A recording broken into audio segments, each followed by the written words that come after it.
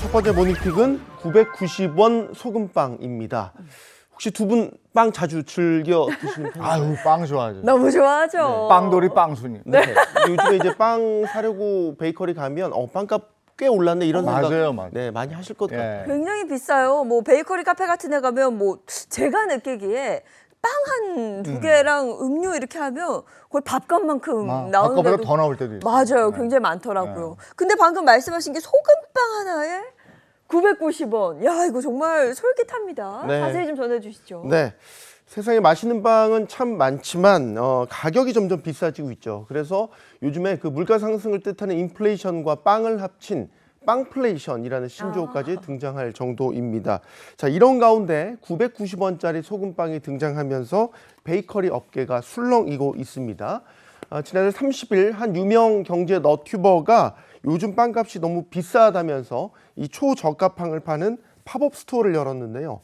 많은 분이 즐겨 드시는 소금빵, 베이글, 이 바게트의 가격이 990원으로 시중 가격의 절반도 되지 않았고요.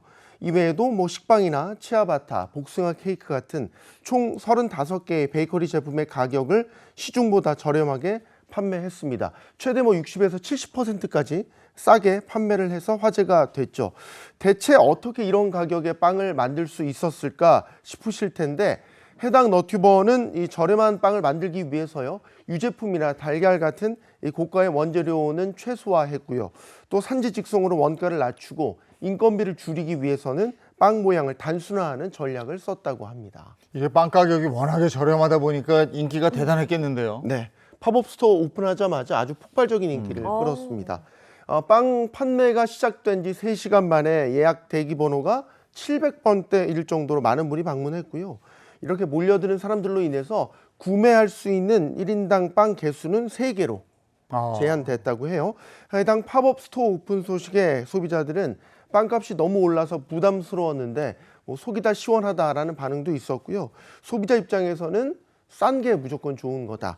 또 큰 기대 없었는데 생각보다 맛있다 등의 반응을 보였습니다. 네, 하지만 초저가 베이커리의 등장에 기존 빵집들의 반발도 만만치 않았다면서요? 네, 이제 빵집을 운영하시는 자영업자들 중에서 일부는 빵 하나의 원가가 1,000원이 넘는데 어떻게 990원에 판매할 수 있겠냐라는 반응도 보였고요.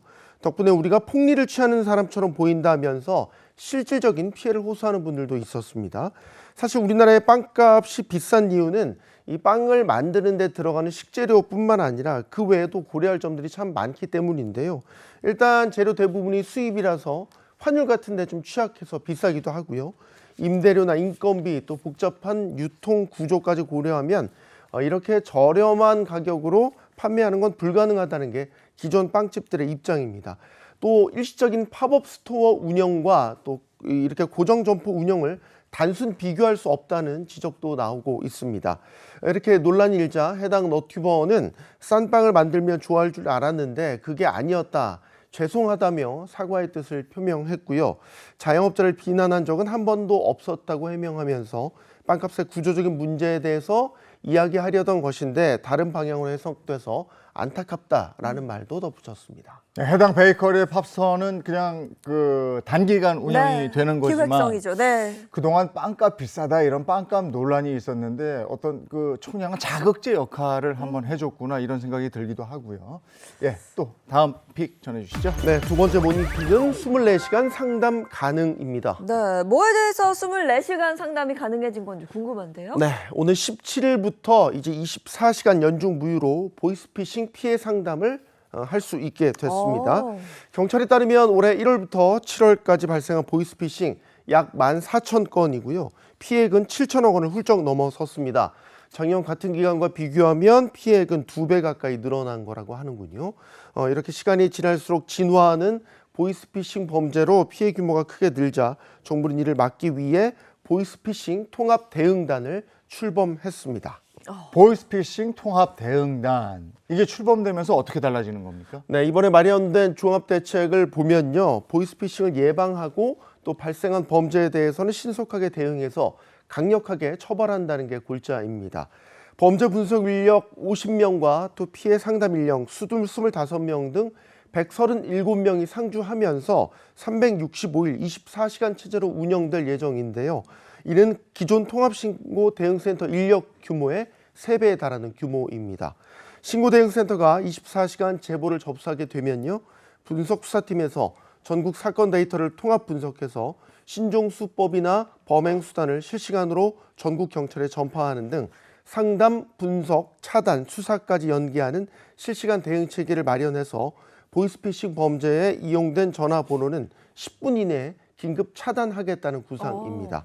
이뿐만 아니라 금융위원회나 과학기술정보통신부 등 관계부처 파견 인력과 함께 통신금융 사기 관련 제도 개선과 입법 논의도 추진할 예정이라고 밝혔습니다. 네, 그런데 보이스피싱 범죄 조직은 해외 근거지를 두는 경우가 굉장히 많거든요. 네, 그렇죠. 이 네. 보이스피싱 범죄 조직이 가장 많은 나라, 뭐 아시는 분도 있을 텐데 바로 중국이거든요.